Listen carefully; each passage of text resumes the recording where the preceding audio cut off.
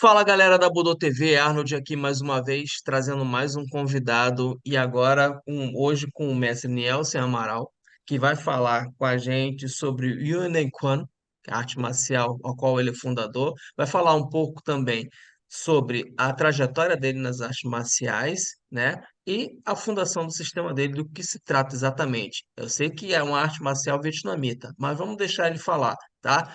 Enquanto eu não passo a palavra ainda para o mestre, aqueles recadinhos de sempre, galera, vamos, por favor, dar um curtir, se inscrever no canal, né? Compartilhe com aquele amigo que gosta de arte marcial, principalmente arte marcial vietnamita, que no nosso país é tão pouco conhecido, né? Vamos compartilhar mais esse vídeo para que a nossa comunidade cresça cada vez mais. Mestre Nielsen Amaral, muitíssimo obrigado pela sua participação aqui com a gente no canal da Budô TV. E eu já começo perguntando ao senhor, como é que o senhor começou nas artes marciais? Cara, eu acho que o meu começo foi bem clichê, né? Andei levando uns petelecos na rua, com 12 anos de idade, e cheguei em casa e o papai disse, não pode apanhar na rua, não. E, tipo assim, era um cara que eu não era muito bom em esportes, né? Natação fui ruim, futebol terrível, e nada dava certo. Aí, o dia que eu levei esses petelecos na rua, o papai, não, é possível. Aí me levou para arte marcial. Minha mãe era altamente contra, a gente andou pelo judô, eu não gostei. Eu me lembro que na época tinha aquele filme, aquele programa Faixa Preta na TV, né? E eu assistia tudo, né? Era escondido, que a mamãe deixava, achava que era violento. Tinha uma série também, o Ninja. Ah, eu ficava louco com aquela série. E tinha também os domingos o Pequeno Samurai, né? Então tudo isso foi inspirador para mim naquela época. E eu queria saber de chutar, fazer e acontecer, lutar com arma. E eu sabia que isso não tinha no karatê. O karatê era muito difundido naquela época, né? Chuck Norris aparecia muito, bem mais antigo que Van Damme, só que eu não queria o karatê, não queria. Eu queria as coisas do ninja, eu me lembro bem, né? Eu queria ser ninja. E eu sabia que ninja treinava de preto.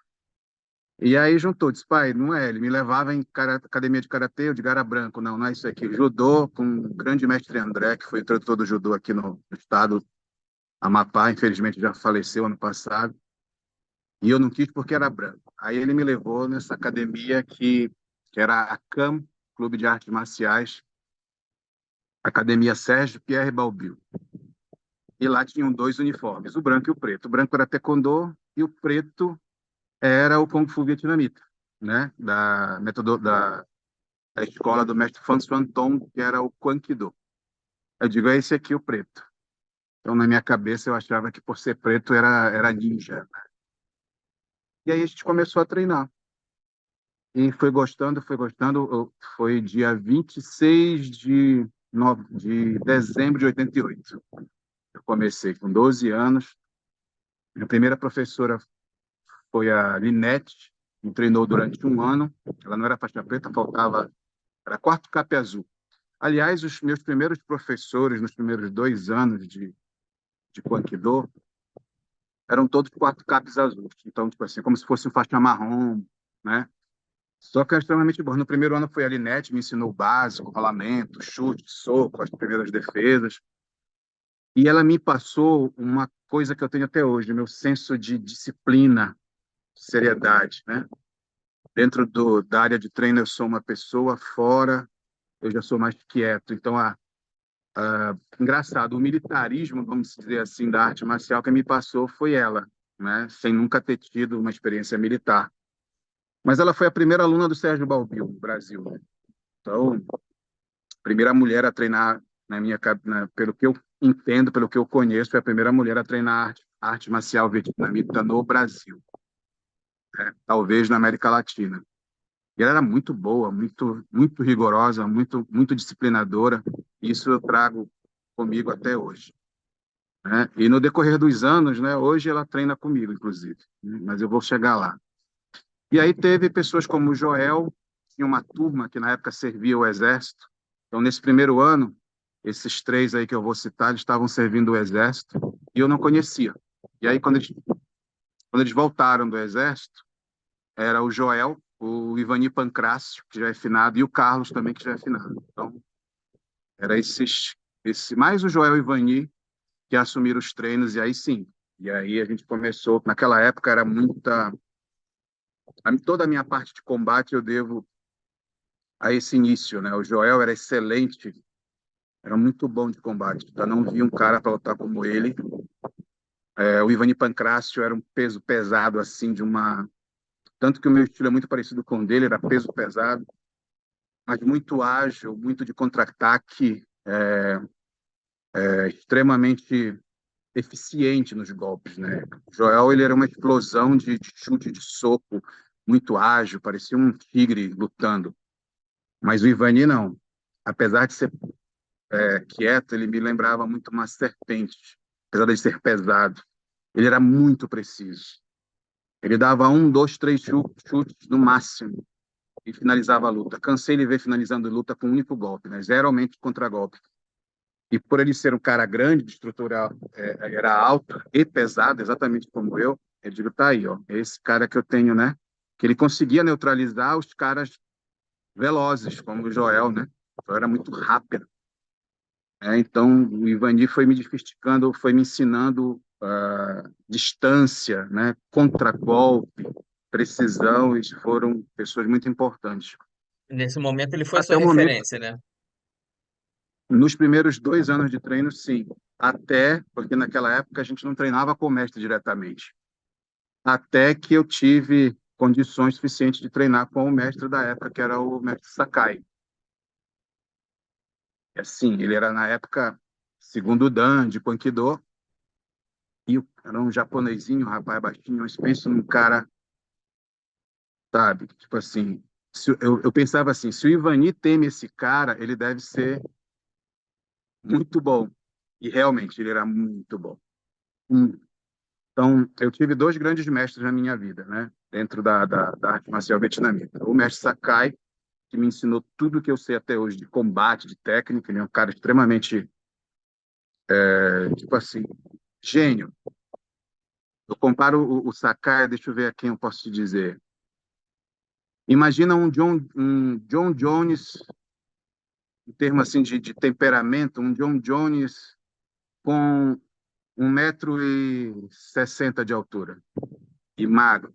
No John Jones, não, em que sentido? John Jones ele é peso pesado, mas John Jones ele é muito calmo, estrategista e extremamente habilidoso, né? Inteligente, né? E o Sakai era exatamente assim, né? Ele era muito, muito fera. Então, tipo assim, era um cara que, quando lutava, parecia que eu estava vendo um filme, né? Porque ele dava porrada em magro, alto, gordo, baixo, mais alto que ele, enfim, não interessa, parecia que os caras eram de papel. Ele era muito bom, sabe? E os treinamentos foram nessa época, falando de 88 em diante, né? Esses anos todos foram voltados para combate, né? A parte de Quiens, do Cliente, que seria o equivalente ao Taolu, ao Catar, né? A parte mais plástica, ele não passava tanto, né? Essa parte já foi me passada pelo meu segundo mestre, né? Depois que o Sakai foi embora para o Japão, e aí eu fiquei sem mestre. Mas quando o Sakai foi embora, o Kwankido praticamente morreu aqui, né? Praticamente não, ele morreu. Então todos os meus irmãos de treino, o pessoal daquela época, migrou para outras artes, né? Basicamente o Taekwondo aqui. Alguns para o Taekwondo, outros para o Karatê. Só que a gente sempre pegava a galera do Karatê, do Taekwondo, da capoeira, do boxe, e ia para a praça. Tem uma praça aqui na cidade que a gente chama de Praça Zaguri, e a gente ia para lá se medir, cara, né? Então, na década de 89 até... Cara, eu fiquei lutando ali naquela praça até 98. Então, todo final de semana a gente se reunia e o pau torava mesmo, sabe? Mesmo. E aí eu observava assim, né? O Sakai foi embora daqui em 92. Então, eu treinei com ele de 88 a 92, 4 anos. fiquei sem mestre. Passei 6 anos, não fui para outras academias, por quê? Porque quando eu me media com essas outras modalidades, eu observava que eu estava na vantagem, eu ganhava, né? E eu observei que os meus irmãos de treino, alguns até mais habilidosos do que eu, por terem ido para essas outras artes, eles mudaram, se adaptaram a essas artes e, na minha opinião, ficaram vulneráveis. Porque o Kung Fu vietnamita ele é extremamente completo. Ele é muito eficiente na parte de combate, né? Pelo menos na época que eu aprendi, né? Era muito eficiente na parte de combate, até porque era uma arte recém-criada, foi criada em 81 pelo mestre Fan Fan Tong. O Fan Fan Tong foi herói de guerra, enfim, foi uma arte meio que evoluiu ali nos campos de batalha, né? E entrou pelo Brasil aqui em 82, em 82 foi. Entrou aqui pelo Amapá, e aí treinou a Linete, treinou o Joel, treinou todo esse pessoal, Sakai, treinaram com ele. E eu já seria o quê? A segunda geração desse pessoal aí que treinou com o Sérgio Balbio na época. E depois o Sérgio Balbio saiu daqui, foi embora para São Paulo, e lá em São Paulo ele acabou treinando o meu segundo mestre, que foi o mestre Chao Bac Long, que é o mestre Evandro Crestani. Então ele já foi a minha segunda, o meu segundo mestre, e foi o mestre que eu fiquei por mais tempo. Então, deixa eu entender essa dinâmica do Conquidor aqui no Brasil. Ele primeiro se estabelece no Amapá No e Amapá, posteriormente é que ele vai para São ele foi, Paulo. posteriormente, ele Hum, foi para São Paulo em 86. entendi, entendi. Então, 85, primeiro 86. ele entra em 82 no Brasil, através de Sérgio Balbio, Sérgio Balbio e pelo Amapá. pelo Amapá, Uhum. forma uma galera e Exato. depois que ele migra para São Paulo. Então, porque geralmente é o contrário, né? Geralmente é o Geralmente contrário. vem as artes marciais vêm do Sudeste, Rio, São Paulo, alguma Uhum. outro lugar diferente, mas geralmente é esse o procedimento. E depois se espalha para o Brasil. Uma outra arte que eu vejo que é diferente, mas no caso do Conquidor foi esse o processo. No Conquidor. O Sérgio Balbio, ele casou com uma amapaense, né? Por isso que morava aqui. Entendi. E, segundo me disseram, ele trabalhava aqui como motorista de táxi e tal, e depois montou a academia. Uhum, E, ao mesmo tempo que ele tinha o grupo aqui, ele também começou em Manaus. Então, ele ficava, tipo, fazendo ponte aérea, mas aqui realmente foi o primeiro grupo. Os primeiros faixa preta, primeiro dan, segundo dan do Brasil foram formados aqui. E aí eu entendi. acho que ele deve ter descobrido que na época o grande polo, o grande centro deveria ser São Paulo ou Rio, e optou para ir para lá. E aí ele foi embora daqui em 84, 85, já deixou esse pessoal aí formado, faixa preta, primeiro dan, segundo dan, entre eles o Sakai, e depois foi para ir para esses outros lugares. E aí eu sei que o meu segundo mestre, o mestre Evandro, ele começou em 86 com o Sérgio, lá em São Paulo. Não sei se foi Santo André ou se foi na Lapa, parece que foi lá na Lapa. E tem até uma história curiosa. O mestre Evandro, ele treinava Ferroc Pai, né, do Chupin Lock. E aí ele foi, viu uma reportagem numa revista, se eu não estou enganado, foi isso, vendo Ninjas do Vietnã. Né? O mestre Sérgio era um marqueteiro assim formidável, né? Ninjas, acho que naquela época tinha muito a ver com ninja, essas coisas, porque senão ele botou Ninjas do Vietnã.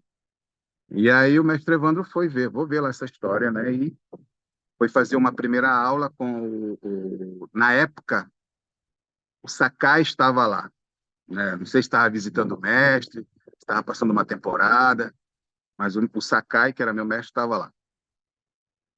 E aí ele foi fazer uma aula, né? Só que naquela época, qual era a história? Todo mundo se bate, né? Todo mundo testa, né?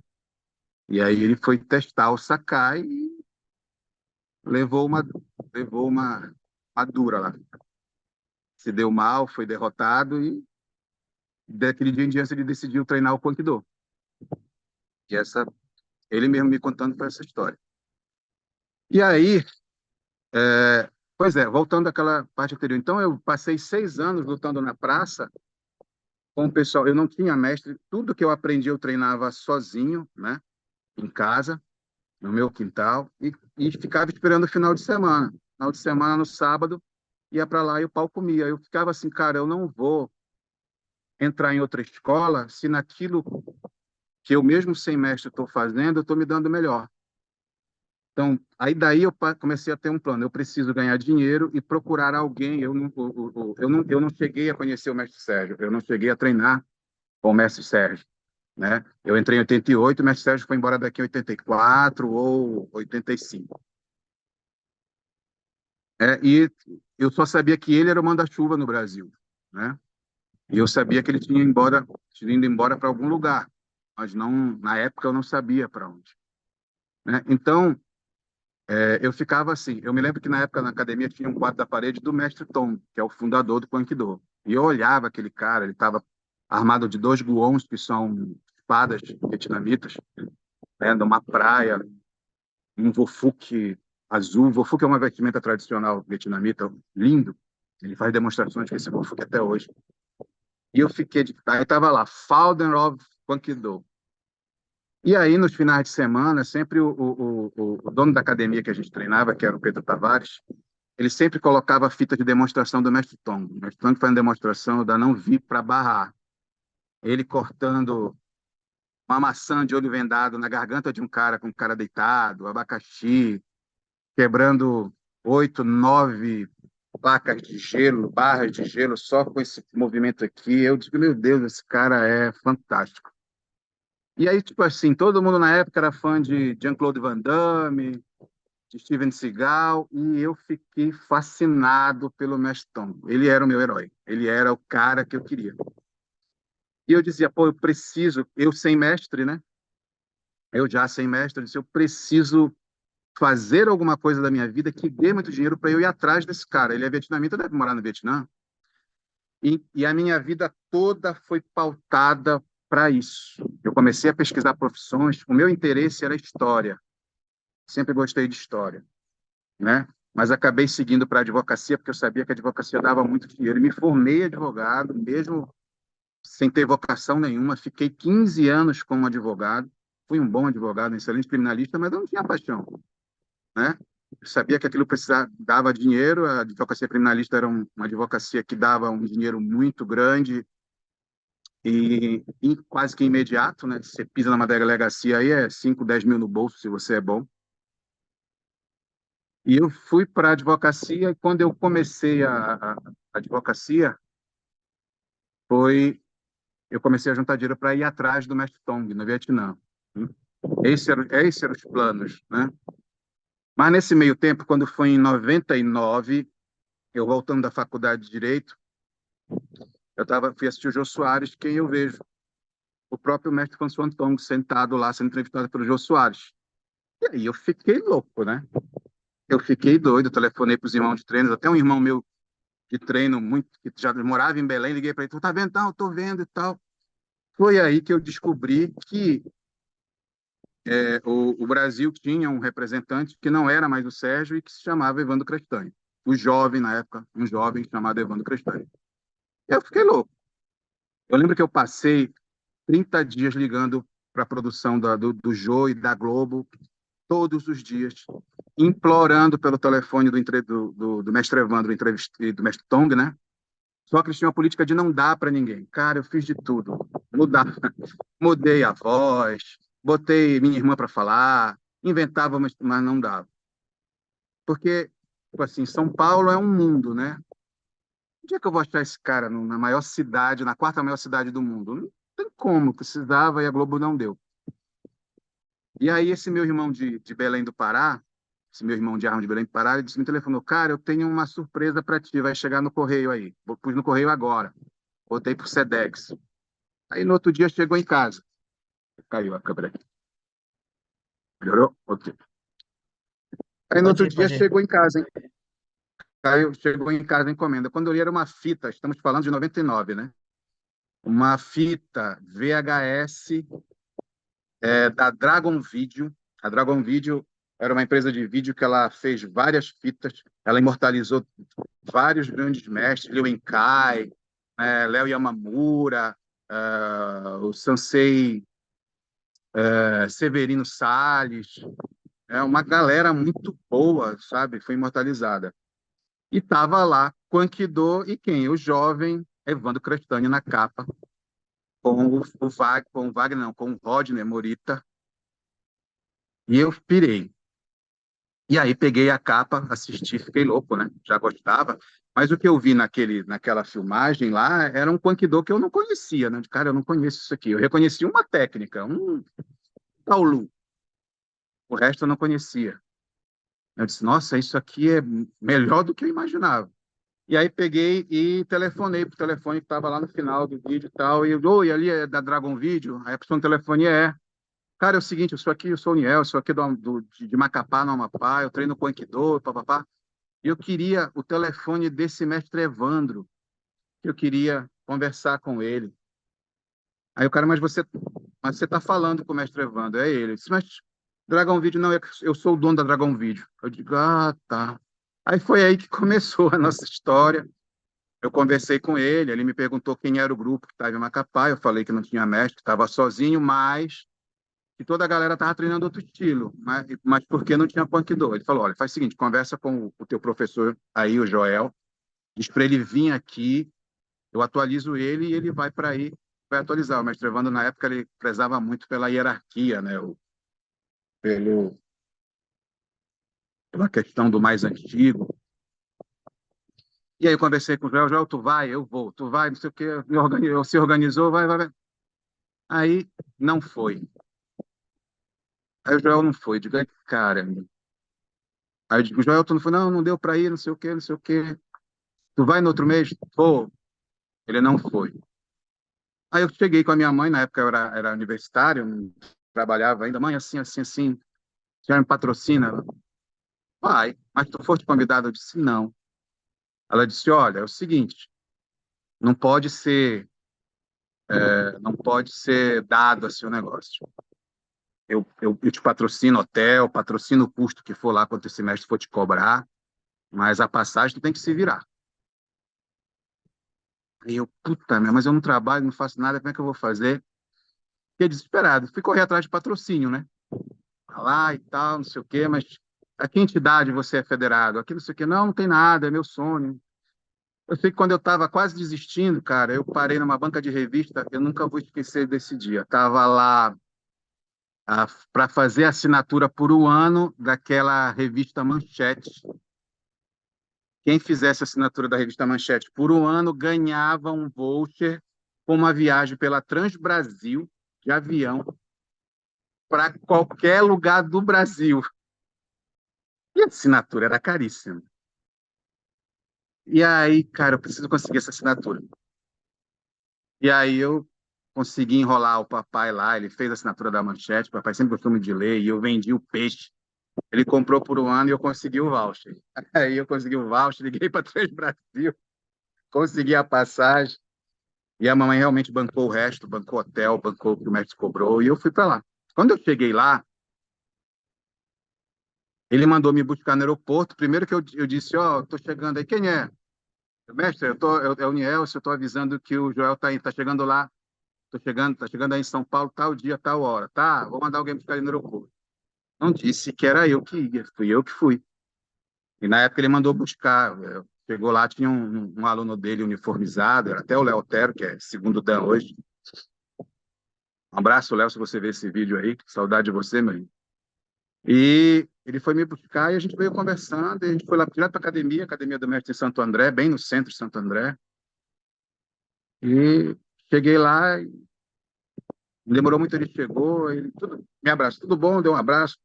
E aí, Joel, tudo bom? Não sei o quê. E aí a gente começou a conversar.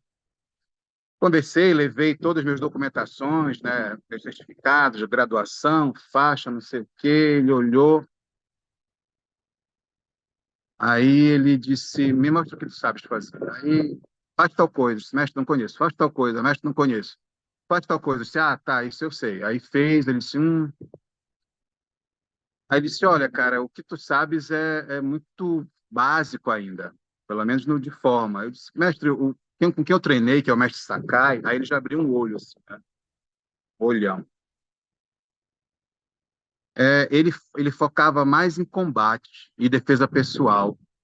Isso que o senhor está falando aí, está cobrando, eu nunca vi, me desculpe. Ele disse, olha, você não dá para você manter aí a faixa preta na cintura, bababá. Eu disse, olha, eu nem trouxe a faixa preta, não é o meu objetivo, não é nem esse. Para não ficar sem faixa, eu trouxe abaixo da faixa preta, a faixa azul e tal. Ele falou, mas faixa azul não é graduação. Eu disse, não, mas como não? Eu fiz exame para essa faixa azul, dei de cacá. Eu tenho o maior orgulho dela. Ele disse, não, faixa azul ela só é um título de instrutor auxiliar, ela não é uma graduação. Qualquer um que o mestre achar capaz de dar aquela aula lá, dá, não interessa a graduação dele. Eu disse, poxa. Ou seja, tinha muita coisa errada no início do Conquidor, né? Não só no Amapá, mas em tudo quanto era canto, né? Mas isso era outra história. Aí ele ficou assim, mas tu era aluno do mestre Sakai mesmo? Eu disse, sou. Eu disse, por quê? Eu disse, não. E aí, disse, então, vem aqui hoje à noite, bote essa faixa azul mesmo na cintura, não tem problema. E aí eu voltei à noite, e aí estava toda a turma dele, uma academia bonita, uma turma grande, várias faixas pretas, dois, segundo Dan, primeiro Dan na época, que era o Wagner. E fizemos um treino duro, mas até então de boa, né? E aí tá, faltando umas meia hora aí para terminar o treino, ele abriu a roda de combate. Aí me colocou com um rapaz mediano, mais ou menos aí uns. Ele era terceiro cap azul, eu acho, se eu não me engano, mas bem magrinho, bem mais baixo do que eu, enfim. Que pra, como a gente dizia na minha época, um petisco, né? Um lanchinho. Primeiro chute, dei logo um chutão logo. O primeiro que deu já botou ele para fora. E aí ele mandou. Tinha quatro novos faixa pretas dele lá, recém-formados. O Iga, o Léo, tinha o Iga, Léo, Orlando, eram três. E tinha outros bons, tinha o Davi, muito bom. Uma turma. Ele botou o Demetrio está até no Rio aí hoje. Diretor do Quanquidô no Rio de Janeiro. Também era quarto cap azul na época, muito veloz, muito rápido. Eu fui lutando com todos eles, cara. Lutando para todos eles. E aí, quando ele viu que o negócio estava pegando pro lado dos alunos dele, ele resolveu botar os pretos. E eu fui lutando um por um, até ele botar os dois dantes. E aí eu lutei com o Wagner, descobri na hora que o Wagner, pela trocação de perna que ele tinha, que ele já deveria ter um conhecimento muito bom de taekwondo, muito, as pernas muito velozes, mas todo sábado, durante a minha vida inteira, nos últimos 12 anos daquela alma, eu lutava contra gente de taekwondo, karatê, capoeira. Então, cara, eu estava muito afiado, né? O Wagner foi o único que não foi tecnicamente nocauteado, mas saiu machucado, porque eu era muito duro, muito pesado. E aí os outros todos foram, todos saíram nocauteados, tecnicamente, né? Não botei para dormir ninguém. Alguns pediram para sair, para o combate, né? E aí o último foi o Ronaldo, né? Um cara, eu era grande, alto, eu tenho 1,82 m e hoje eu tenho 125 quilos. Na época eu tinha 1,82 m, devia ter uns 85, 90 quilos, era grande. E o Ronaldo dava dois de mim, né? E aí o pau comeu, né? Dois pesos pesadão mesmo. Tirando o Sakai e o mestre Evandro, foi a única pessoa que conseguiu me passar uma rasteira na vida. Porque os irmãos de treino dele, todos eu raspei. Todos eu passei com rasteira, finalizei embaixo, enfim. E E ele fora também disse, que você devia estar cansado já, né? foi? Fora também que você devia estar cansado já de passar de uma bateria de um monte de gente, né? Cara, pior que eu não tava. Porque, tipo assim, eu sabia que eu estava sendo testado. Não foram lutas muito longas, porque eu, confesso, eu fui com a intenção cara, eu vou dar uma como o Sakai me ensinou. Se tu sabes que tu vai lutar muito, finaliza o mais rápido possível. Você tem que defender, a sua defesa tem que doer neles, e o seu ataque tem que doer muito mais. Então eu fui com essa, onde eu metia a mão, o pé machucava, e eles pediam para sair, entendeu? E o Ronaldo e o Ronaldo foi, não, o Ronaldo também era casca grossona, e a gente foi pro fight, o negócio foi esquentando. Como eu nunca tinha levado uma rasteira de alguém que não fosse um mestre, eu fiquei pé da vida. Aí o sangue ferveu, aí virou pancadaria entre eu e o negão lá. Pancadaria mesmo, né? E aí o mestre parou a luta e tal, de boa. Mas eu sou um cara muito tranquilo. Eu sou focado quando eu entro em modo combate, né? Quando eu não estou em modo combate, eu sou até muito distraído. Como o pessoal parece que liga uma chave, né? Quando está em combate, tu liga uma chave, tu não é a mesma pessoa. Ninguém vai dizer. Eu tinha uma amiga que ela, tipo assim, foi minha amiga há mais de 10 anos. Ela só soube que eu era mestre de artes marciais quando eu abri a academia aqui no Amapá. Como assim, cara? Te conheço 10 anos e não sabia que tu era isso. É porque, né? Eu nunca fui um cara de me vangloriar, de fazer, de acontecer, né? Estou contando esses causos porque eu estou num podcast de arte marcial, né? E naquela época a pancadaria tinha, né? Tinha essa que você vê hoje, essa nutelagem que tem no mundo das artes marciais, né? A gente vai chegar nessa minha visão. Naquela época lá, o cara entrava para saber se defender e lutar, né? Pelo menos aqui no Amapá, era como a gente era ensinado. E aí, o que foi que o mestre falou? Deu-lhe uma dura nos alunos dele. Você está vendo? Ó, esse rapaz aí é lá do Amapá. Ele está sem mestre há quase 6 anos, há mais de 6 anos. E olha aí, ó. Aí deu uma reprimenda. Vocês estão vendo? Vocês pensam que vocês estão treinando o suficiente? Não estão, tá aí. O cara vem aí, faz o que faz, e aí tá. Aí quando ele veio, chegou e me disse, ó, agora eu acredito que você é aluno do Sakai. Eu disse, por quê, mestre? Porque você é muito duro, você é muito cavalo, entendeu? Né? Mas cavalo no sentido de ser muito determinado, muito forte, ter uma patada muito segura, né? E depois, muito tempo depois, foi ele me contar como foi que ele entrou no Aikido, que foi essa história que eu entrei, né? Ele foi lá e foi desafiar o Sakai e levou a pior. E aí ele me aceitou como aluno e nessa história foram 23 anos ao lado do mestre Evandro. Eu considero ele um gênio na arte marcial, porque essa parte de formas, Taolu, defesa pessoal, ele é incrível. Você tem uma ideia, o mestre Evandro, quando ele conheceu o mestre Tong, quando ele foi para lá para ser atualizado, ele em 30 dias, dividindo entre França e Itália, ele atualizou da faixa branca e voltou de lá como terceiro dan. Porque o mestre Tong dizia, ó, atualiza ele aí, ó, até tal graduação. Quando ele ia, atualizava, já está sabendo, já fez. Não, mas tá com técnica? Tá, vai ver. Aí o mestre Tong olhava assim, "Puta, cara." Então, eu acho, a minha impressão é que o mestre Evandro tem memória fotográfica. Ele vê uma vez e sai fazendo, com perfeição. Ele diz que não, mas não é possível, não é humano o que ele faz, né? Eu queria ter essa capacidade dele, porque, cara, eu ia sentar em tudo quanto é escola de Kung Fu do Brasil, e olhar o mestrão fazendo, tá feito, ia ter um sistema maravilhoso. Então, o cara atualizar o Punkidô dele que estava na época defasado, isso ele foi para lá em 98, né? Se eu não me engano, foi em 98. Foi para lá atualizar em 30 dias toda uma vida de Punkidô. Ele foi para lá segundo Dan, hein? Atualizar da branca ao segundo dan. Já seria um feito para 30 dias. Se conseguisse até a faixa preta, estava bom. Mas atualizar até o segundo dan, ainda aprender a matéria do terceiro em 30 dias, não é para qualquer um, não. Então, ele é muito bom. E foram 23 anos assim com o mestre Evandro. Ele me ensinou tudo o resto que faltava, né? Combate eu não peguei muita coisa com ele, não. Não que ele não soubesse, até porque tem um caos a respeito disso, mas imagino eu que ele não viu necessidade, né? Porque realmente o Sakai, a parte de combate do Sakai era impecável. Defesa pessoal e combate era muito diferenciado. Só que eu me lembro que, e assim eu comecei aí todo Todas as minhas férias de faculdade, eu ia para lá e passava 30 dias. E eu ia sendo atualizado.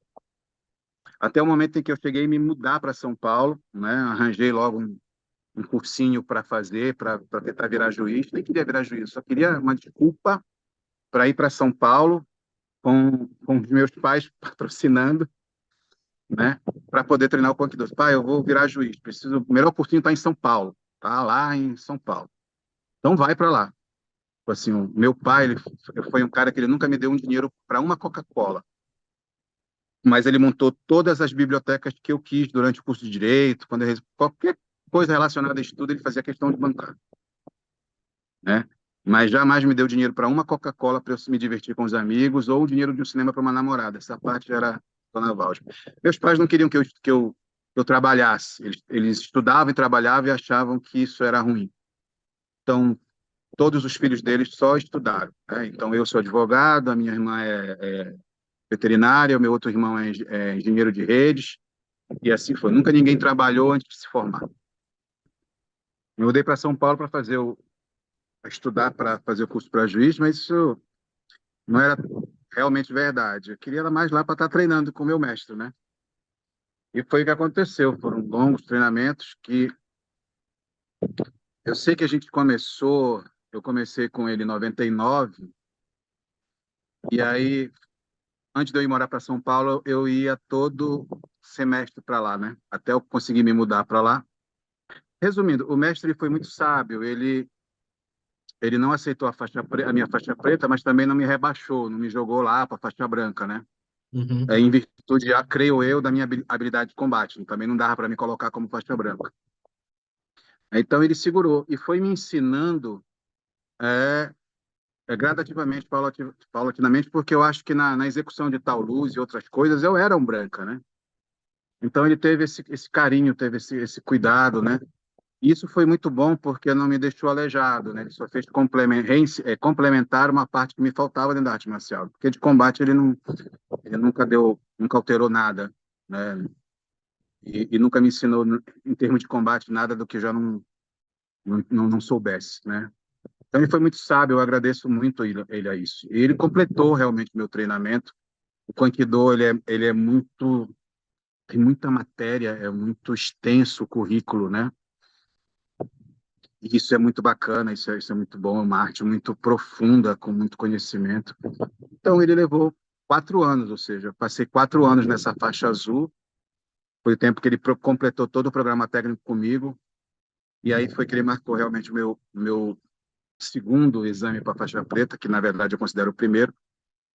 E antes disso, nunca vou esquecer, uns 15 dias antes da minha faixa preta, ele tinha duas academias, ele em Santo André, onde eu treinava. Eu morava na Liberdade, em São Paulo, e ia para Santo André treinar todo dia. Então era metrô, trem e a pé ainda, mais ou menos aí uns 1,2 quilômetro, todo dia.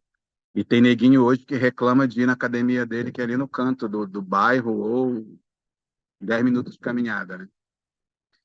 Eu me lembro que 15 dias antes do meu exame, ele disse: Você vai lá na Lapa comigo. Apareça lá na Lapa, Academia da Lapa, tal dia, tal hora. E lá ele dava aula de Aikido e tinha um salão lá na academia dele. Era uma academia de musculação e tinha um salão grande para dar Aikido. Ele disse, mas o que a gente vai fazer lá, mestre? A gente vai treinar lá. Eu disse, por que eu treino aqui? Ele disse, não, eu quero treinar lá contigo. E aí eu fui, depois de 4 anos treinando com ele.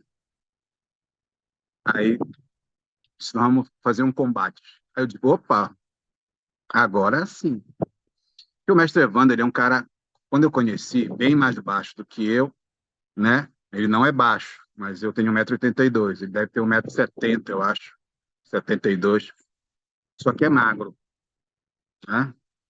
Ele é bem magro.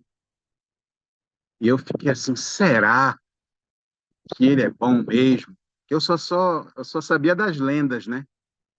Das histórias.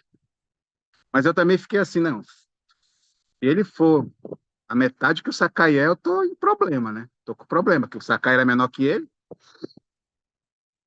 Mas vamos ver. né? E uma coisa que o Sakai me ensinou,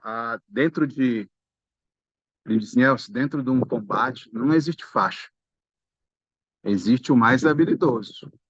Quem ganha nem sempre é o mais forte, sim o mais habilidoso. Ah, não adianta tu ter força bruta, potência, se o cara te acertar um cruzado bem dado, tu vai arriar. Se te acertar um chute bem colocado, tu vai arriar. Então, e ele era a prova disso, a prova viva disso, né? O Sakai era um cara extremamente magro, baixo, e tu olha assim, isso aí eu dou um peteleco e resolve, né? Mas o cara era um tigre. Enfim, começamos esse combate com o mestre Evandro. Meu amigo, aí eu vi, ele não era só bom de forma, não. Ele não tinha só habilidade de forma. Ele era muito melhor em combate. Meu irmão, ele dizia assim para mim: eu vou chutar com a perna esquerda no teu lado direito, na cara. Ele avisava para eu poder defender. Eu disse: impossível, tá me avisando? Tá. E ele dava.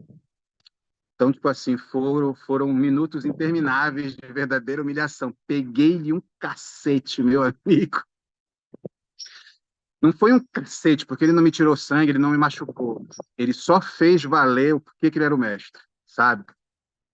Mas ele me deu uns bons tapas, me deu um cacete desgraçado. Mas eu nunca desisti de um combate na minha vida. Aquele foi o primeiro. Porque quando você olha assim, que você não dá para enfrentar, não tenho mais o que fazer, eu já gastei todo o meu arsenal que o Sakai me ensinou e não dava para bater no homem. E geralmente quando o cara é magro, ele procura ser muito rápido e sair fora do teu raio de alcance. Que nada, o mestre Evandro colou em mim e me destruiu, cara, né? Foi tanta da... Foi, o cacete foi tão grande que eu não sei nem de onde veio. Até que eu me encostei na parede. Não, tá bom, tá bom, tá bom, mestre. Chega. Primeira vez na vida, sabe? Só que aconteceu uma coisa. Aí eu passei a respeitar muito mais, com admiração. Eu digo, cara, esse aí é, é mestre. Não é só da boca para fora, não, sabe? Porque eu acho que o mestre que não se prova com seus alunos, sempre vai ter um cara que vai desconfiar da mestrança dele. Sempre tem, né? Então, eu não combato, por exemplo. Tem que combater, cara. Na minha opinião, o mestre deve se bater com o aluno sempre, né? Claro, estou chegando nos 50 anos, hoje eu já não faço mais combate com certos alunos, porque o meu combate é outro agora. A gente não tem mais aquela agilidade de antigamente, só que o nosso combate está refinado, a gente já sabe bater, a gente não precisa sair mais para trocação, basta um golpe bem dado, uma defesa bem contundente, já resolve. Né? E isso também foi outros ensinamentos que o mestre Evandro me falou. Tipo assim, eu não, ele praticamente não combate mais com os alunos porque já está com 52 anos e também não vai apanhar. Então, se não vai apanhar, é melhor ele bater. Também não dá para estar machucando o aluno mais assim, né? Ainda mais hoje com essa geração Nutella pra caramba, que não pode fazer um nada, que já dói, né? Já, enfim. E hoje eu entendo, né? Então, o mestre Evandro ele foi muito importante porque ele me pegou no meu auge da força física, né? E me acompanhou por toda essa maturidade, né? Hoje eu estou com 47 anos. Quando eu comecei a sentir que o meu combate já não estava mais rendendo, porque o físico já não correspondia em virtude da idade, eu estava começando a querer pirar a cabeça, meio que entrar em crise. Eu disse, não, Nelson, é normal, todo mundo tem o seu ápice, depois é declínio. No declínio, se o teu treinamento foi bom, vem a sabedoria, né? Eu disse, pois é, mestre, eu estou combatendo aqui com essa galera jovem, eu estou tendo que pesar mais a mão, senão eu vou apanhar. Eu disse, exatamente por isso que eu não combato mais. Eu não vou apanhar de aluno, eu vou ter que pesar a mão, e se eu pesar a mão, eu perco o aluno. E isso foi muito sábio, e é verdade, né? Então, eu ainda combato com os meus alunos, mas aqueles que são mais atrevidos, a gente pesa mais um pouco a mão, mas esses caras já são faixa preta, já são, né, outra história. Também já sabe que aqui a peteca é mais embaixo, mas o mestre está certo, né? Eu ainda faço combate teimoso, que eu gosto muito. Mesmo machucado, eu tenho que operar o ligamento, eu estourei o ligamento do joelho, do ligamento cruzado do joelho direito e o menisco. Uma vida toda de arte marcial, nunca me acidentei. Fui descer uma escada caracol, o joelho foi para um lado e a perna foi para o outro. Bonito, né? Fiquei indignado. Se tivesse sido num combate, numa luta, tudo bem, mas numa escada caracol é. E aí o pessoal quer 15, 20 mil nesse joelho e é complicado. A gente vai conseguir. Pois é, então, tipo assim, o mestre, ele me acompanhou nesses últimos 23 anos, assim, foi muito. E era um mestre jovem, ele está com 52, estou com 47, a gente é praticamente da mesma geração, mas ele é muito sábio. Mesmo jovem, era muito sábio para a pouca idade que tinha. E virou uma grande amizade. Eu tenho uma grande amizade mesmo, gosto muito dele. Apesar da gente estar separado hoje, né, porque eu estou com a minha própria família, mas a amizade continua. Tá bem recente isso, né? Eu saí do Punkidô oficialmente, foi dia 25 de julho desse ano. Eu já vinha maturando essa ideia já há alguns anos, mas levei muito tempo para tomar uma decisão, né, de deixar a família Punkidô, por N motivos, né? Teve vários motivos, mas certas atitudes administrativas não gostei. Certas coisas que eu gostaria de treinar e evoluir não me era permitido fazer. É, coisas que não tem nada a ver com Aikido, enfim. Então, foi certas coisas que fui maturando e eu disse, sabe de uma coisa? Está na hora de eu seguir o meu caminho, né? Quem, quem casa tem que ter casa, né? Quem casa tem que ter casa. Então, eu tinha algumas ideias para o Aikido na época que não batiam com as ideias do meu mestre. E aí eu digo, cara, para eu poder executar isso, eu preciso sair. Para eu poder executar essas ideias, tanto administrativas quanto de aprimoramento técnico, eu digo, eu preciso sair. O Aikido é muito fechado, né? Você não vê ele se entrosando com outras artes, né? Um negócio muito. É por isso que não é tão divulgado, que não é tão conhecido, porque não há o entrosamento, né? Você não vê. Você não vai ver nunca um Aikido fazendo um seminário com o pessoal de Kung Fu, de Taekwondo, trocando figurinhas. Você não vai ver isso. É culpa do mestre Evandro? Não, não é. Ele é só o representante do maioral lá, né? Do mestre Tong. Eu não entendo essa política. Eu acho que as artes marciais têm que haver essa troca. Isso era uma coisa que eu sempre quis fazer, principalmente com a galera do Kung Fu chinês, porque o nosso Kung Fu, o Kung Fu do Aikido, o meu Kung Fu, do Yantian, ele, ele é sino-vietnamita. Então, ele tem escolas chinesas, né? Tem o Tanglan, Louva-a-Deus, Louva-a-Deus do Sul, tem um pouco de Shaolin do Norte, tem um pouco de Wing Chun, né? Tem uma grande influência do Kung Fu da família Hakka, né? Da etnia Hakka, né? Até porque o Shao Kuan-Ki, que foi o mestre do fundador do Aikido, ele era um chinês de etnia Hakka, enfim.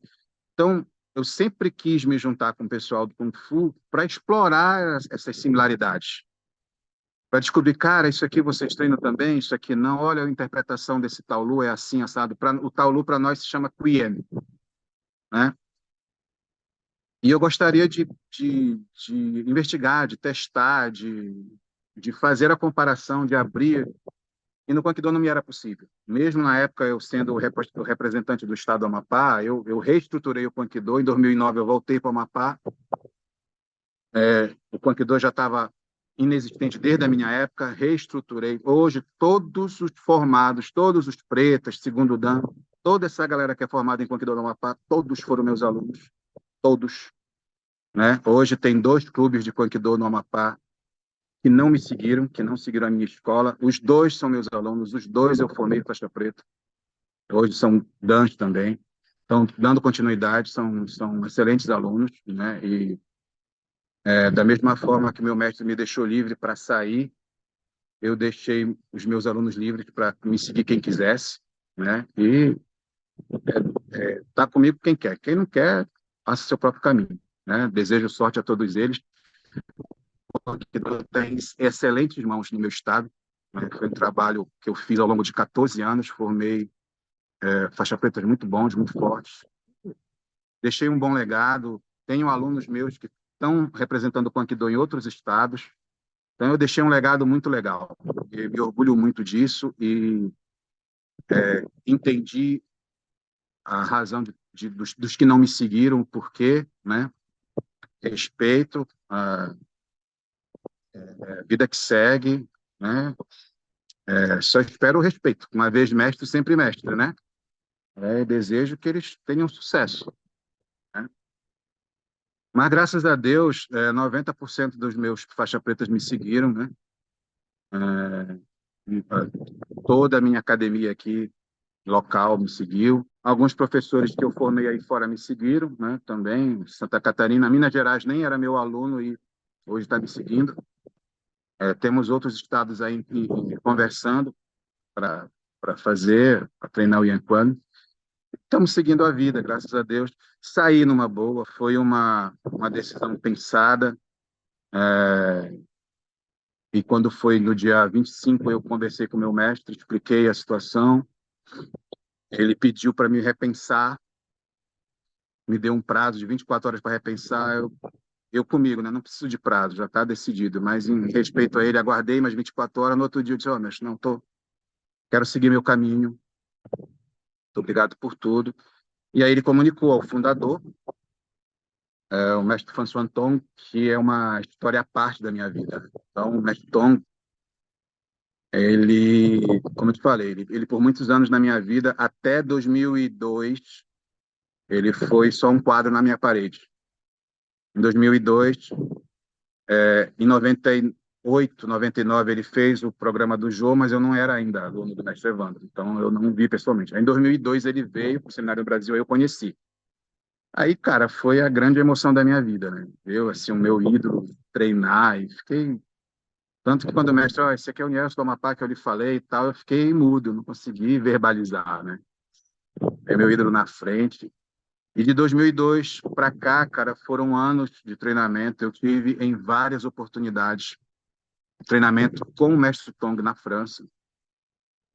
Então, lá na França, todo ano tem um treinamento mundial. Só que é um treinamento que é feito para os discípulos dele, né? Para cada diretor técnico dele nacional, internacional. Os diretores técnicos podem, se quiser, levar seus alunos. Mas, por exemplo, eu não posso sair daqui do Amapá e treinar com o mestre Tom sem uma carta, uma autorização ou sem a presença do mestre Evandro. Então, por muitos anos, eu fui o cara que acompanhou o mestre Evandro nessas viagens. Eu nem era o mais graduado, mas era o cara que era convidado para ir, né? Geralmente era eu e o Eduardo, de São Paulo. Cara, e a gente aprendeu muito, porque era um seminário extenso, às vezes era uma semana. O menor seminário que eu participei lá foi 3 dias, de intenso treinamento, né? Parte de armas, que é corvodal, dividido em armas cortantes e contundentes, né? Articuladas, dança do leão, parte de vodai, que é a parte de combate mesmo, como se fosse o sandá, parte de vodai, muito estruturado, né? Tipo assim, de tal hora a tal hora, seminário de defesa pessoal, que a gente chama de caminar, né? Aliás, de porções. Caminar é o tiná em chinês, né? Então, aula de caminar, de tiná, de tal hora a tal hora, aula de tuvé, que é defesa pessoal, né? De tal hora a tal hora de coagô, de mobilização estática, de tal hora a tal hora do Kwakido propriamente dito, né? De tal hora a tal hora só vodai, que é a parte de combate. Então, muito organizado, delimitado, né? Aí, de tal hora a tal hora, arbitragem, técnica de arbitragem. Então, tipo assim, eram treinamentos intensivos e completos, e você podia escolher qual você podia fazer. E, claro, eu não ia para a França para escolher. Eu passava o ano todo juntando e pagava tudo. Então, eu entrava lá 9 da manhã e saía de lá 9 da noite, daquele ginásio, né? Então, a gente aprendeu muito, né? A gente tem um passaporte que é registrado, tudo que você fez está carimbado, ponta a ponta, meu passaporte com o mestre Tom, né, desses cursos. E dentro do Banquido, toda a parte de armas tem uma graduação à parte. Então, eu sou faixa preta no DAO, que a gente chama de Madal, enfim, em armas, né? Então, é muito bem estruturado, muito bem organizado. e foram vários na França. Aqui no Brasil foram 9 ao todo que eu participei, mais os da França, e sim, foram vários encontros, né? Tive a oportunidade de ir em Maceió, que ele veio passar umas férias aqui, em Maceió, ele e a família, e o mestre Evandro me telefona, cara, eu quero que você vá para Maceió comigo para me ajudar com o mestre Tong, na segurança e tal. De, pô, o cara tinha vários faixa pretas ao redor do Brasil. Ele liga lá para o Amapaense, para tudo, né? Vai viajar comigo. O homem vem de férias, quero que você me acompanhe. Então, tipo assim, foi fantástico isso. Então, foi um aprendizado muito grande. Nessa praia, eu tive a oportunidade de dizer, de estar com o mestre Tong, ele estava lá na beira da praia e eu sentado, meio que de segurança, e o tradutor aqui, né? Tinha um tradutor 24 horas com a gente. E ele estava vendo os filhos brincar na areia, cara, e eu lá fazendo a segurança, e até que ele mandou eu sentar do lado e começou a papear, contar a história de vida dele, de guerra, e nisso que você aprende, né? E depois ele quis escutar a minha história. E eu falei, mestre, o senhor para mim era um quadro na parede, assim, assim, assim. Todo mundo me ridicularizava, dizia que eu nunca ia conhecer o senhor. Eu falei, ó, toda a minha vida foi voltada para isso. Hoje eu sou advogado porque eu queria ganhar dinheiro para poder ir atrás do senhor no Vietnã, pensava que o senhor morava no Vietnã, então ele riu. Então tipo assim, foi que dor, mestre, foi a minha vida. Aí, cara, ele simplesmente, ele se levantou, me deu um abraço, depois fez uma saudação e disse, muito obrigado. Eu disse, mestre, por quê? Eu que tenho que lhe agradecer. Ele disse, não, porque a arte que eu criei, ela só tem essa importância porque pessoas como você ao redor do mundo deram essa importância. Eu fico muito grato você ter devotado a sua vida para aprender isso que eu criei. Então, é você que dá o brilho da minha arte, não sou eu. Muito obrigado por isso. Eu nunca esqueci. Aí já virei mais fã ainda, porque de uma humildade, né? De uma humildade, e é verdade. Mestre Tong ensina que todo conhecimento que você adquire, ele não é seu, ele é da humanidade, ele deve ser compartilhado, né? Então, não tem segredo, o segredo do grande mestre. No Kwangdo eu não percebia isso. Só que o conhecimento que você galga dentro da arte marcial vietnamita é por merecimento mesmo, né? É dividido em graduações, você só avança de graduação se merecer. Mas, tipo assim, por exemplo, esses seminários internacionais que eu participei, todo mundo ali era mestre de um país. Então, eu pude, por diversas vezes, trocar figurinhas, treinar, combater, enfim, estudar com os grandes mestres dessa arte ao redor do mundo. E isso dá um diferencial absurdo, né? Então, essa gama de conhecimento que eu adquiri, eu só tenho porque o mestre Evandro me convidou para esses eventos, né? Tinha alunos, ele tem alunos mais graduados, eram na época mais graduados que eu, e não levou esse povo, né? Uma coisa que eu aprendi, quanto do merecimento, não levou esse povo, me levava. E eu bebi dessa fonte durante muito tempo, muitos anos, né?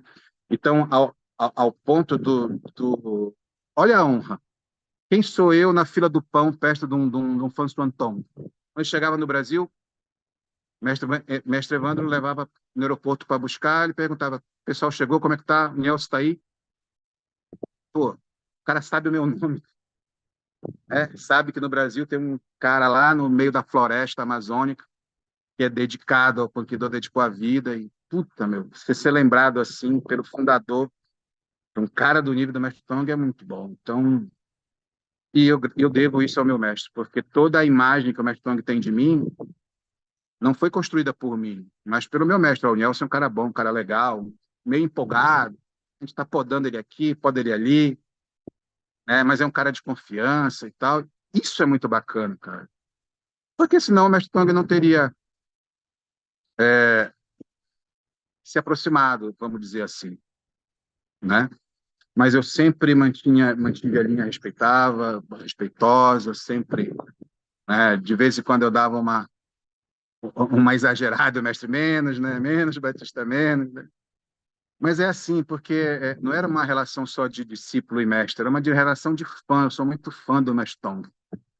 E quando você é fã de uma pessoa, você ou você se retrai ou você fica muito, quer ajudar muito e quer fazer muito. E eu sempre quis fazer muito pelo mestre Tom quando ele estava aqui, e com o mestre Evandro não era diferente. Eu tenho uma deferência por ele, um respeito assim absurdo. Foi justamente por isso que foi extremamente doloroso largar o Aikido, né? Porque são duas figuras assim marcantes, maravilhosas. Levou tempo, só que tipo assim, meu coração falou: você está pronto, você precisa sair, né? E eu consegui, conversei com o mestre Evandro, expliquei minhas razões, ele entendeu. Depois ele falou com o mestre Evandro, com o mestre Tong, aliás. Os dois lamentaram, mas os dois consentiram na minha saída. Então eu não saí brigado, não saí desonrado. A Federação Internacional de Aikido manteve a minha graduação. Eu sou o único caso no mundo que a pessoa sai e não perde a graduação. Os estatutos da Federação de Aikido Internacional, eles são estatutos que não visam, que não imaginam, o cara saiu porque quis, saiu numa boa. Não tem. Geralmente é punindo alguém que se rebelou, que saiu fora falando mal do mestre, do estilo, né? Ou está usando indevidamente as técnicas. Então, é um estatuto que não rege alguém saindo porque quer, né? Numa boa. E até nisso o mestre Evandro disse: ó, não dá para você aplicar o estatuto no caso do Nielsen, porque ele tá pedindo para sair. Ele está pedindo autorização para sair, né? Não tem como a gente punir com a perda da graduação. Então, até nisso ele foi advogar com a presidência internacional. A gente vai ter que adequar os estatutos. Eu sei que nessa história, eu oficializei dia 25, só dia 31 de julho foi que a Federação Internacional aceitou o pedido e me impôs uma série de restrições. Não pode usar a roupa, não pode usar as fotos do Mestong, não pode usar o nome, mas você pode dizer que foi um praticante de Aikido, lá, lá, lá. Mantiveram o meu histórico marcial, que era isso o mais importante, né? Eu não sou um pária, eu não fui expulso, né? Como aconteceu com todos os que se rebelaram, né? Pra você ter uma ideia, o aluno mais antigo do mestre Tong acabou sendo expulso, né? E usa hoje, até hoje, o nome indevidamente do Aikido que o mestre Tong criou, que eu achei um absurdo, né? Então, me foi imposta uma série de restrições, e eu falei para o mestre Tong: eu vou acatar todas, tudo que o senhor determinar, eu vou acatar, porque eu me considero e vou me considerar sempre seu discípulo, seu aluno, e aluno obedece, tá? Mas eu quero a liberdade de seguir o meu próprio caminho. E eles entenderam, graças a Deus. E quando eu cumpri todas as exigências que eles me deram, tanto a federação quanto o mestre Tom, eles viram que eu cumpri, que eu criei novo uniforme, que eu criei novo símbolo, criei um novo nome, formei uma filosofia, formei uns princípios, fiz toda a parte documental, filosófica, tudo isso eu mandei para o mestre Evandro. Se caiu na mão do mestre Evandro, caiu na mão do mestre Tong, isso eu tenho certeza, né? Não tem como o Yuan Chen não ter o Aikido como espinha dorsal, é claro, é só isso que eu sei na vida, né? Só que tem certas coisas agora, certas disciplinas, certas matérias, que eu acho que no grau de importância devem ser mudadas, a gente focar para uma outra situação, né? Tenho agora a liberdade de criação, né? De reinterpretação, e isso é que está sendo feito. Isso não vai enfeiar ou desmerecer o Aikido que eu aprendi. Vai melhorar. É mais um estilo aí de Kung Fu com a visão, o que são os estilos de Kung Fu, né? De arte marcial. São a interpretações de outros bons mestres, né? E que só melhoram, na minha opinião, o conhecimento marcial, e é uma nova metodologia de ensino, né? A metodologia Aikido é uma, a metodologia do Inen Chen que eu fundei está sendo outra, mas sempre dentro do que a arte marcial quer, que a arte marcial prega, a verdadeira marcialidade, né? Eu entendo que um cara que pratica arte marcial ele tem que saber lutar, Ele tem que saber se defender. O principal da defesa da arte marcial é a defesa pessoal. Se o cara for atacado, se a vida dele estiver em risco, ele tem que saber se virar ou minimizar os riscos, os danos. Então, eu sou completamente contra esses mestres aí que ficam dizendo que a arte marcial é qualidade de vida. Não é. Se você está procurando entrar numa academia de arte marcial procurando qualidade de vida, meu irmão, você está errado. Quer qualidade de vida, vai fazer musculação, vai fazer crossfit, vai fazer balé, né? Qualidade de vida, ela é uma consequência da boa prática marcial. Um bom lutador, um bom artista marcial, ele tem qualidade de vida. Mas não porque ele foi para lá para, né, para qualidade de vida, não. Ele foi lá para aprender a lutar, para socar, para aprender a chutar, socar, se defender, fazer um bom combate, aprender a nocautear alguém, aprender a imobilizar alguém, aprender sim a traumatizar o osso ou a junta de alguém. Porque a situação é arte marcial, é militar. É isso. A arte marcial é feita para você aprender a se defender, a defender os seus. A terceiro, nós estamos num mundo hoje que tem aí duas guerras rolando, né? Rússia versus Ucrânia, Hamas versus Israel, né? Daqui a pouco, sabe Deus, não aparece Deus, o livre até algo pior. E aí? E quando isso chegar na tua porta? Como é que tu vai fazer, professor de arte marcial de qualidade, né? Tu vai ser o primeiro a morrer, meu caro. Teus alunos que não sabem combater, que não sabem lutar, que não sabem fazer uma defesa pessoal que preste, vão ser os primeiros a levar o farelo. Ah, tu está sendo muito pragmático, a guerra não vai chegar no Brasil. A gente não sabe, esse mundo já teve duas guerras mundiais. Uma coisa é certa, o que é melhor? Você ser, você ser um samurai dentro de um jardim ou você ser um jardineiro num campo de guerra? Então, a arte marcial, ela forma tigres, pô, não cabritos. Só que o que eu vejo hoje é a arte marcial formando cabritos. E de vários estilos, não é só no Aikido, não. É no Kung Fu, é no Karatê. E eu não podia mais, minha visão não podia mais treinar assim. Então, quem entra para o Inen Chen, ele vai aprender a combater, ele vai aprender a se defender mesmo, ele vai aprender a minimizar danos. Tá? A consequência desse treinamento vai ser uma boa qualidade de vida. Tá? Mas eu não vou formar um faixa preta aqui, velho, que vai me fazer passar vergonha. Né?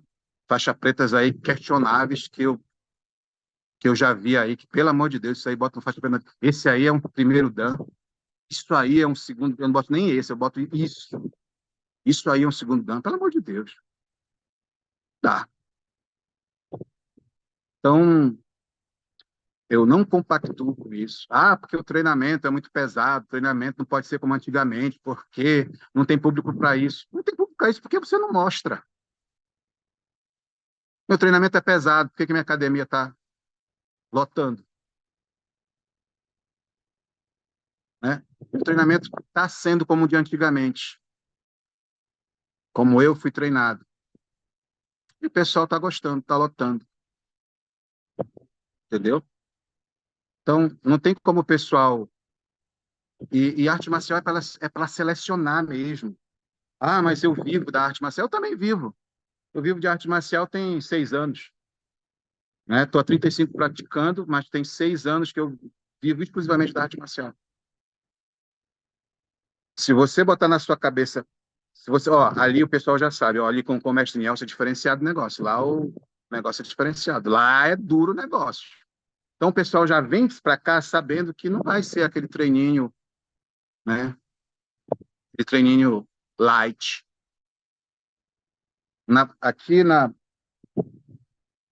Aqui no meu bebedouro tem uma plaquinha, vomita e volta pro treino. É, entendeu? Vomita e volta pro treino. Entendeu? Isso é assim, cara. Eu tenho uma aluna, a Lorena, hoje ela é primeiro dan. Se ela não soubesse o que ela sabe, ela já teria morrido na mão de 2 assaltos, entendeu? É lógico que a gente não ensina ninguém a reagir. Eu digo, gente, a melhor defesa da pessoa é correr.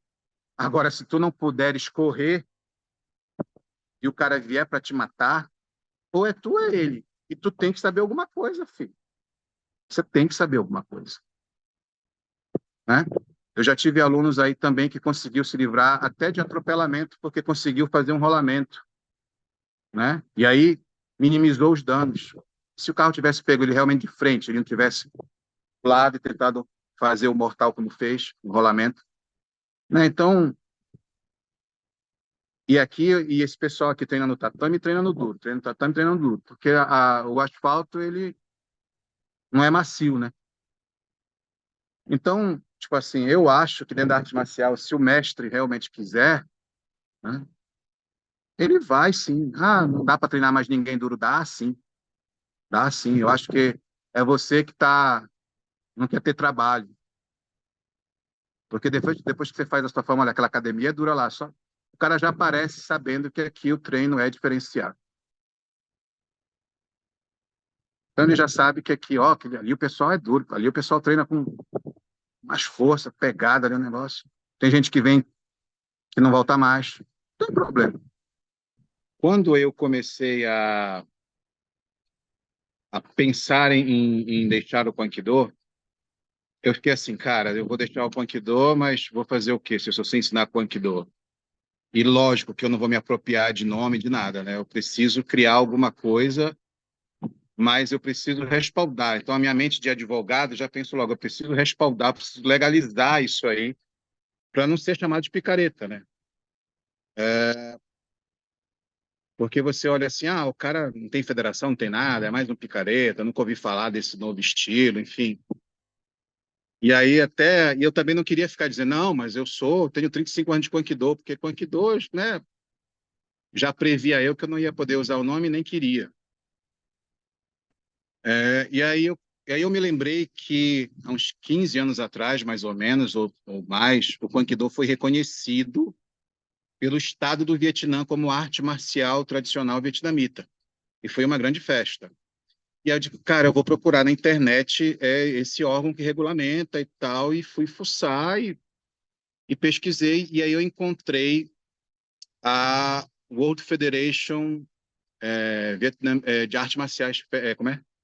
Federação Mundial de Artes Marciais Tradicionais Vietnamita, que é o World Federation Voc Truyen, né? Voc Truyen é arte marcial vietnamita tradicional. E aí eu entrei lá no site, eu achei no Facebook. E aí consegui o site, entrei, traduzi o site, e aí eu descobri que era um site, era uma federação muito forte, muito poderosa. Existem duas federações. Existe uma federação chamada Votuat, que ela é do governo vietnamita, e ela regulariza também, tipo assim, é como se fosse o regulador do regulador. Então, a Votuat, pelo que eu entendi, não sei se eu estou falando certo, vai depender da tradução, mas eu entendi que a Votuat Vietnã, ela regulariza essa federação mundial, né? E aí, só que essa federação ela é independente, reconhece, ela faz. Eu fui olhar o conselho de mestres lá, o conselho deliberativo dessa federação mundial, e os grandes nomes dos mestres vietnamitas estão todos lá, né? Todos décimos dans, inclusive o fundador do Aikido. Ele consta lá no conselho de grandes mestres décimo dan. Aí eu digo, cara, então, cara, se o mestre Tong está aqui nesse conselho, não sei se dizer se é honorário, se está lá figurativo, ou se ele é atuante, mas ele está lá. Digo, pô, ele está aqui nesse conselho, então acho que foi aqui que o Aikido foi registrado, né? E aí eu fui começar a olhar, e vários estilos, né, de arte marcial vietnamita estavam lá. E aí eu mandei um e-mail. Eu disse que é possível, o que é preciso fazer para me federar a vocês. E aí, Coincidentemente, esse e-mail que eu consegui mandar era do vice-presidente da federação, estava lá, né? E foi uma feliz coincidência, porque eu não queria falar com o vice-presidente, era o único e-mail que estava lá, eu não reparei que era vice-presidência. E eu digo, bem, esse aí não vai me responder. E mandei. Tanto que foi, o que eu faço? Ó, sou do Brasil, o que eu faço para me afiliar a vocês? Mandei. E esqueci, eu digo, esse cara não vai responder. Uma semana depois ele respondeu, oi, você é da onde? Me conte mais um pouco a sua história, né? Aí, claro, ele mandava, eu traduzia, aí o cara respondeu. Aí eu fui na rádio, disse, olha, eu sou praticante de Aikido, bababá, 35 anos, assim, assim, assim. Mandei. Só que, tipo assim, eu não estava ainda pensando em me separar, mas eu queria preparar um terreno caso eu saísse do Aikido, né? Caso, né? E aí, mais uma semana, ele mandou, ó, vou designar um delegado, uma pessoa que represente a sua região aí. Aí eu disse, tudo bem. Aí eu digo, cara, mas aí eu fui na internet, não tinha ninguém aqui no Brasil e tal, não sei o quê. Eu sei que voltou um e-mail de um francês que era responsável pelo Brasil.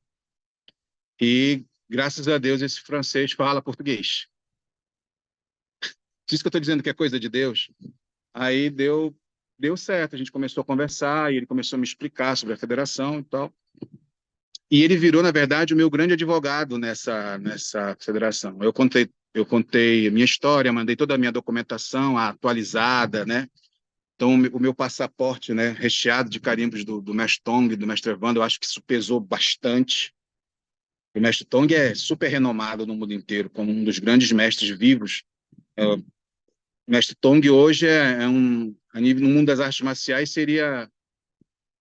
tem o mesmo impacto se o Jigoro Kano ou se o Muriei Ueshiba estivesse vivo, em termos de época. Então, é um cara que...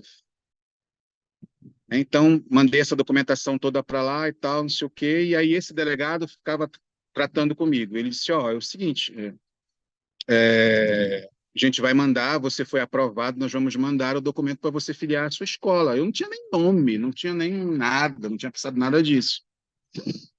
Aí eu disse, e eu já tinha marcado, inclusive, desde dezembro passado, um seminário para o Amapá, que ia ser em outubro, que foi em outubro agora esse seminário. Eu já estava na frente desse seminário, marcando, enfim. Eu digo, cara, e agora? Eu disse, ó, vou fazer o seguinte, dá para aguentar essa conversa até outubro? E, tipo assim, eu só ia tomar essa decisão depois do seminário. Eu estava coordenando um seminário aqui, né? E aí foi que realmente eu comecei a pensar, cara, é sério mesmo isso, né? Esse pessoal... Mas também eu não preciso largar. Eu fiquei naquele dilema por muitos meses. E aí as coisas foram caminhando e aconteceram situações, é, é, e aquilo na minha mente começou a fervilhar e eu já não conseguia mais pensar direito em Aikido. Tipo assim, qual seria o meu programa técnico? Qual seria o nome? É uma coisa que eu só estava querendo pensar a partir de outubro, depois que terminasse o seminário de Aikido, né? Depois que eu conversasse pessoalmente com o meu mestre, né? Enfim, resolvesse algumas questões que nós tínhamos pendentes. Mas só que aquilo começou a entrar na minha cabeça, né? E quando eu vi, eu já estava preparando o programa técnico, já estava pesquisando o nome, como é isso no Vietnã, minha arte vai ser exclusivamente vietnamita ou sino-vietnamita, terminologia, qual é o que fica mais comercial, tarará, e aí foi todo um processo, e qual é a filosofia dessa arte marcial, quais vai ser os princípios. Quando eu vi, eu estava no automático, eu já acordava e já ia rascunhar, e ó, isso aqui vai ser assim, vai ser assado, vai ser... Aí, ao mesmo tempo, caramba, tenho que ver a questão do seminário aqui, tenho que dar aula de Aikido, tenho que... Mas foi uma coisa que eu não consegui frear. E chegou a um momento em que eu digo, pô, eu não consigo trabalhar em duas frontes. Eu não vou conseguir fazer um excelente seminário de Aikido e nem fazer o que tem que ser feito para construir uma outra arte marcial se eu estiver servindo a dois senhores. Entendeu? E aí foi que aí eu vou ter que separar, e antes de outubro. Porque eu mexi com uma federação com pessoal sério. muito sério. Designaram um delegado para mim. E como assim você só quer só resolver em outubro, o delegado me falando, né? Como assim você só vai poder resolver em outubro? Eu expliquei, olha, porque eu pensei que eu não ia ser atendido, né? Eu ainda tenho que resolver questões com o meu mestre. Se eu for me separar mesmo, na verdade, não vai ser nem em outubro, vai ser só em novembro do ano que vem, que vai ser quando o mestre Tong vai vir pela última vez no Brasil, em virtude da idade. Eu quero participar. Aí ele, tá, te entendo, não sei o quê, mas é porque eu tenho que dar explicações à federação, blá, blá, blá.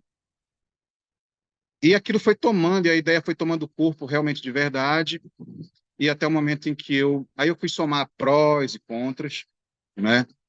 É, eu imaginei, na minha opinião, imaginei acertadamente que essas questões que eu tinha que resolver, administrativa e pessoais com o meu mestre, não iam chegar a um denominador favorável a mim, justamente por conhecer ele há 23 anos, sei como ele pensa, e aí eu digo, não, está na hora de sair. E foi o que eu fiz. E aí eu telefonei para ele, né, passei uns 2 dias respirando, fazendo exercício, indo na igreja, né? Senhor, me dê a força que eu preciso para que eu consiga resolver essa situação sem mágoa, sem estresse, sem... E aí conversei com ele, foi um baque, lógico, né? Ele no telefone ele ficou completamente mudo, só falou para eu repensar, dizendo que essas questões poderiam ser resolvidas em outubro, e eu disse, me pediu um prazo de 24 horas, depois de 24 horas eu teria que comunicar ao mestre Tong. Eu disse, tudo bem, amanhã a gente conversa. No outro dia, na hora que ele marcou, eu só mandei o WhatsApp para ele, disse, ó, mestre, o senhor pode avisar à federação e ao mestre Tong que a minha decisão é final. E assim foi feito, né? E aí a gente conversou, disse, se é isso que você quer, vai, baixou um comunicado oficial, enfim, aí foi todos os trâmites, né? E ele foi muito generoso, ele baixou um comunicado nas redes sociais oficial, dizendo que eu estava saindo, pedindo para sair, que ele estava autorizando, que nós não estávamos saindo brigados, que eu sou bem-vindo na casa dele, que ele me tem como um filho, enfim. E que a nossa relação nada muda, mas que daquele dia em diante eu não podia mais dar aula de Aikido no Brasil, nem me identificar como graduado, lá, lá, lá. Né? As sanções administrativas, que eu não podia usar o símbolo, etc. E isso só fez se replicar na Federação Internacional, né? E aí chegou as restrições internacionais lá, que eram basicamente as mesmas, não pode usar uniforme, não pode usar o programa técnico, não pode usar o nome, não pode usar fotografia, bababá. E eu disse para o mestre Evandro, mestre, o senhor pode avisar o mestre Tong que tudo que ele determinar eu vou cumprir, eu quero sair numa boa. Eu sou um discípulo fiel, obediente, eu só quero seguir o meu caminho. E tudo que me foi imposto eu cumpri, não achei em nenhum momento, me achei prejudicado nem nada, porque nada, cumpri. Claro, a arte marcial é dele, não é minha, é claro que eu tinha que ter as restrições. Concordo, faria do mesmo jeito, né? Mas aconteceu do meu mestre lutar pela minha graduação, porque no Aikido, quando você sai do Aikido, em virtude do juramento que você faz pela faixa preta, quando você sai da escola, você perde a graduação, né? Só que o mestre interviu lá e disse, olha, mas ele está pedindo para sair, ele não está... Né, a gente não pode manter alguém na escola contra a vontade, ele quer, né, ele se já falou que vai cumprir tudo que coisar e vai ser punido com a falta de graduação, então ele lutou lá por mim, foi muito bacana isso.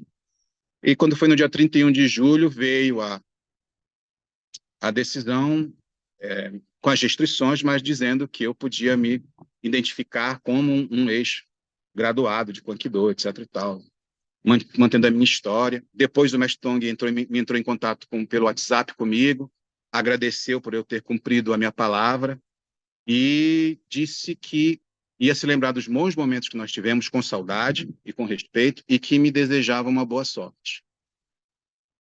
Para mim, cara, foi, sabe, e, e foi maravilhoso. E aí, cara, aí eu fui com tudo, disse, ó, avisei lá o pessoal da federação, ó, já tô ok do Aikido, vamos para cima.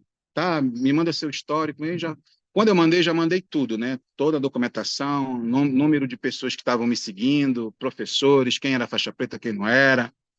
Já tinha estudado o nome, e aí fui pesquisar e tal. Disse, não, aqui é uma arte marcial sino-vietnamita, porque ela tem influência chinesa de qualquer forma. Tanto é sino-vietnamita que o nome eu resolvi colocar metade em chinês, metade em vietnamita, né? Então, em português se escreve Yuenan Quan, né? Mas em chinês se pronuncia Yenen Chen. Yenen Chen, traço, Votuat. Votuat significa arte marcial, né? Em vietnamita. Então, ficou Yenen Chen Votuat. Então, vietnamita, chinês, né? E justamente para evidenciar que isso aqui é Kung Fu, vietnamita é Kung Fu. Eu sei que tem uns puristas que dizem que Kung Fu é só chinês, mas os puristas, me desculpem, né? É, a arte marcial vietnamita, ela tem muito do Kung Fu chinês, porque na diáspora chinesa, na época lá da invasão dos vermelhos lá, do Mao Tse-tung, grandes mestres chineses se mudaram para o Vietnã, entre eles o mestre Shao Quan Ki, que era um excelente mestre de Kung Fu da família Hakka, que foi o professor do mestre Tong, enfim. E Então até não tem antes como, disso, né?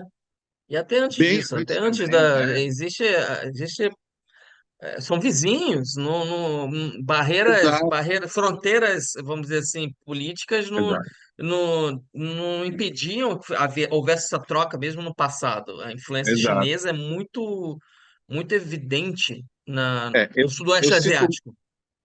eu cito muito o Shao Quan Ki no caso desse nosso Kung Fu, porque o Shao Quan Ki, o motivo dele foi a diáspora chinesa, e ele é o mestre direto do fundador do Quan Kido.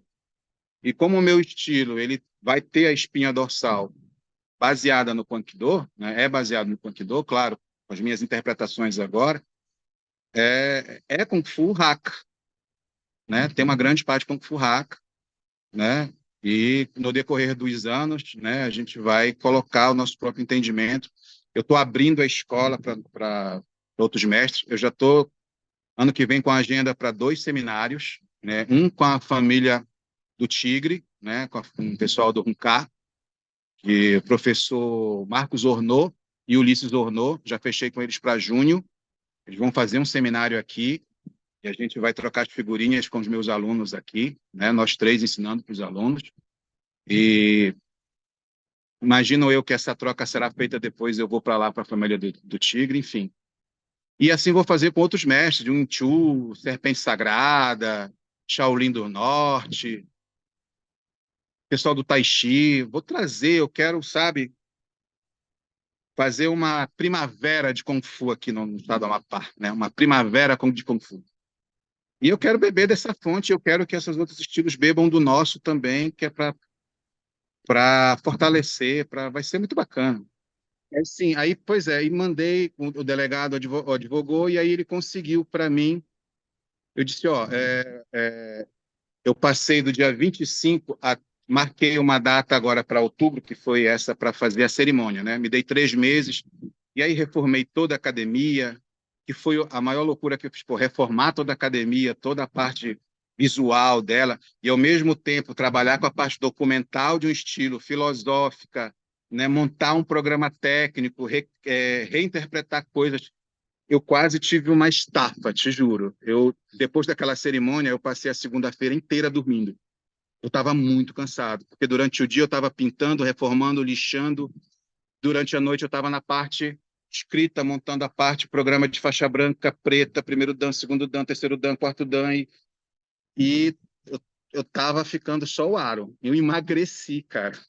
Parei a musculação para dar conta disso e fui perdendo peso. Foi uma loucura, cara. Foi um parto. Nasceu.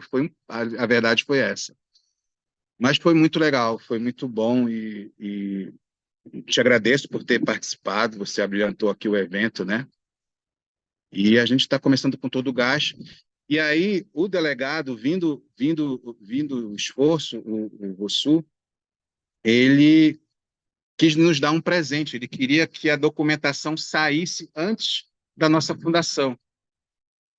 sabe? Aí ele conseguiu mover céus e terras lá, o conselho se reuniu em tempo hábil, analisaram a minha documentação, ele advogou muito em minha causa, né? Não, é um cara bom, um cara sério, olha a documentação dele, assim, assado, cozido, e imagino eu, né?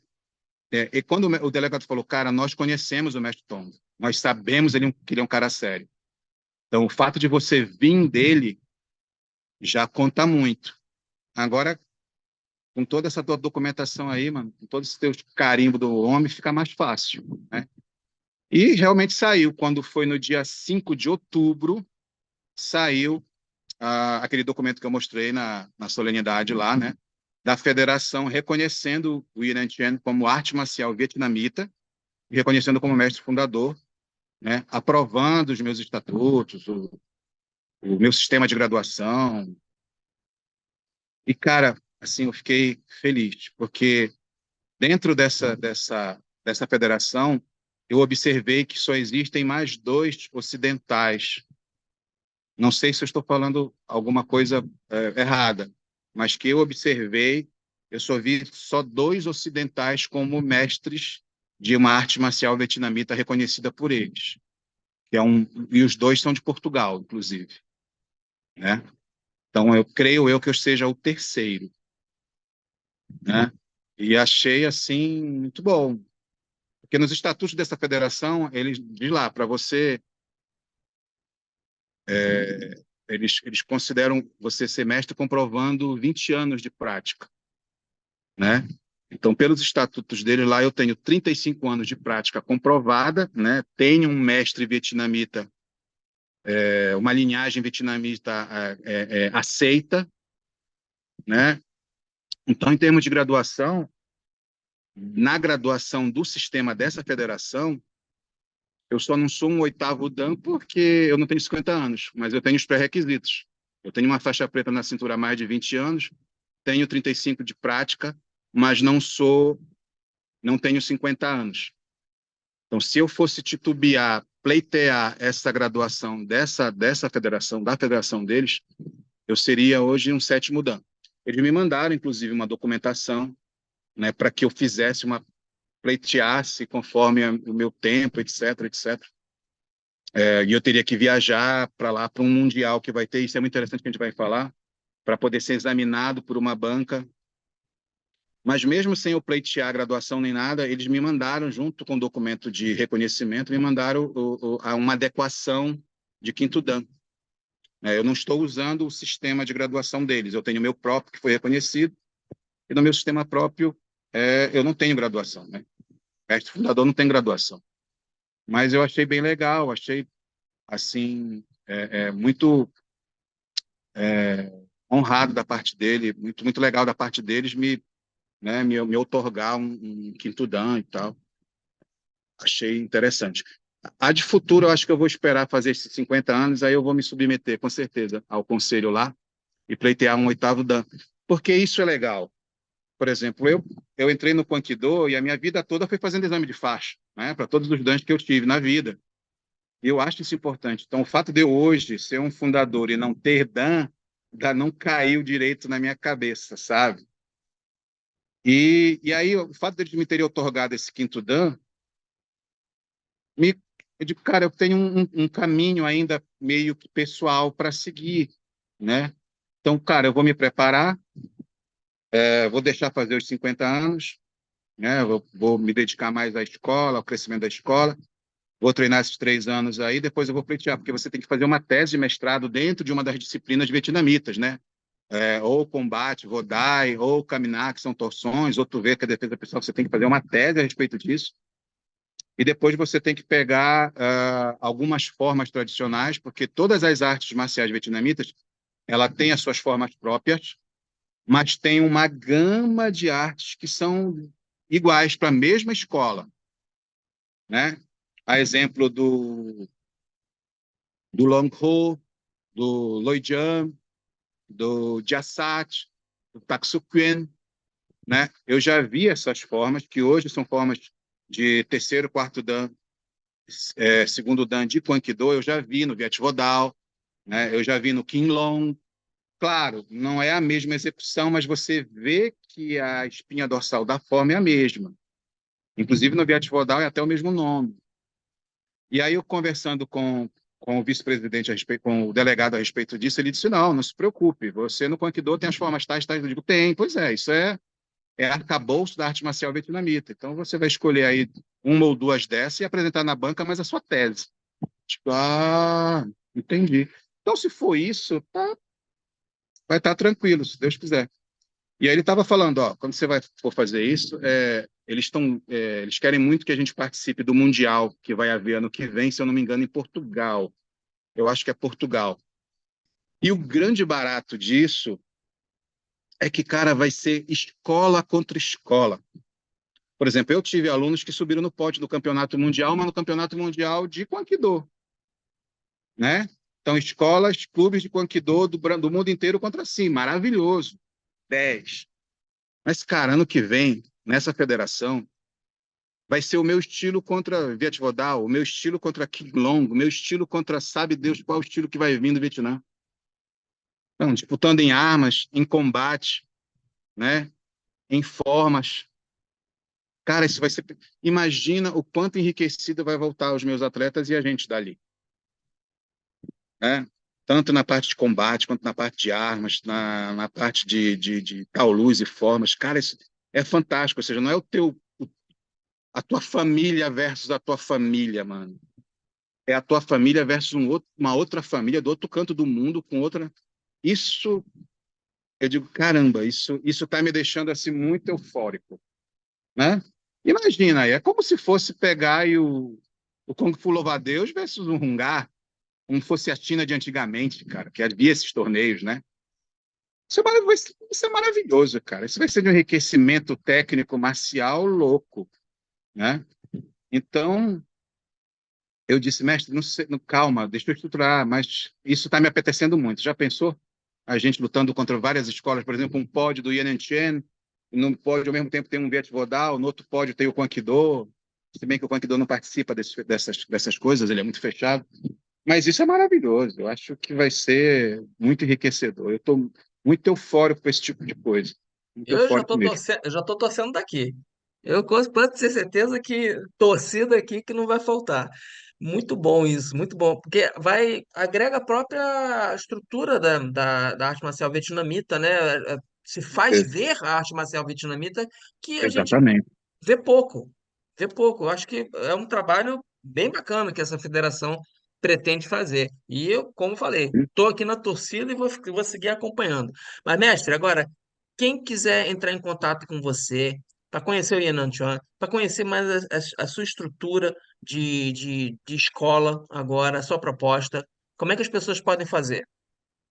Cara, eles podem entrar comigo pelo meu WhatsApp, que é o DDD 96, né? Que estamos aqui no Macapá, no Amapá.